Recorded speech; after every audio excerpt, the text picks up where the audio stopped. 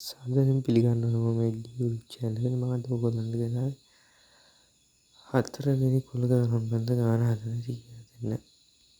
මේක අපිට වෙන රූප සටහනෙම දක්වලා තියෙනවා. අපිට හොයන්න තියෙන මේකේ මේ ඉලක්කම විතරයි අපිට ලේසියෙන් හොයාගන්න පුළුවන්. මේ සරවඥ කුලකෙට මේ රවුම එකතු 25 නිසා මේකෙන් 6යි 5යි 20යි 20 මැද ගාන පාදාලා අපෙන් පළවෙනි ප්‍රශ්නේ අහන්නේ ක්‍රීඩා තුනම කරන සිසුන් ගන්න ක්‍රීඩා තුනම කරන්නේ නේ මෙතන තමයි ක්‍රීඩා තුනම සිසුන් ගන්න 14.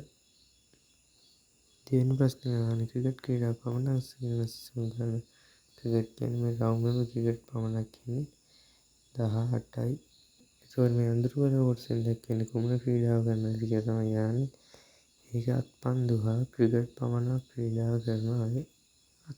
අත්පන්දු ක්‍රීඩා කරනවා 25යි නම් අඳුරු වල ප්‍රදේශයේ සංඛ්‍යාව කියන අත්පන්දු කරන කට්ටිය 25යි නම් අඳුරු කරන සංඛ්‍යාව 5යි. ඊළඟට අපි පස්වෙනි ගානටත් යමු.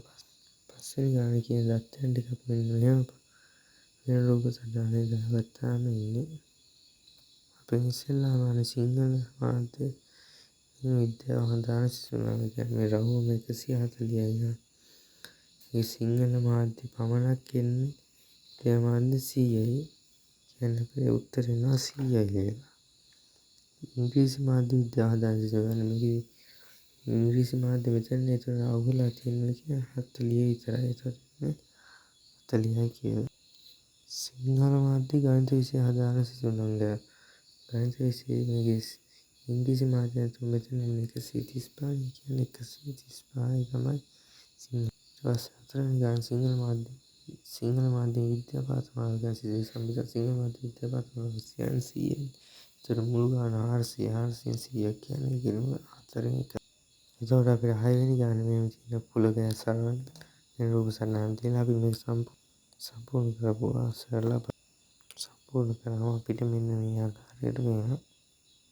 මේකේ අපිට අන්නාසි භාවනා මිල්දී ගත්තා ඉන්නේ 13යි. ගස්ලව් මිල්දී ගත්තා 12යි නම් ගස්ලව් පමණ මිල්දී ගත්තා 7යි. කෙසෙල් මිල්දී ගත්තා 40යි නම් කෙසෙල් පමණ මිල්දී ගත්තා 20යි.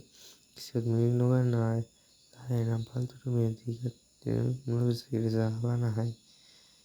මුල් පිසින් කීයක් පළතුරු දෙකක් පමණ මිල්දී ගන්නද කියලා උත් 15 වර්ග තුන මිල්දී ගත්තා කියන්නේ 3 මිල්දී ගත්ත කට්ටිය කොම්පනයි 50 වර්ග තුනම නම් දෙන පායි එක අපිට 10න් එකයි කියලා එනවා.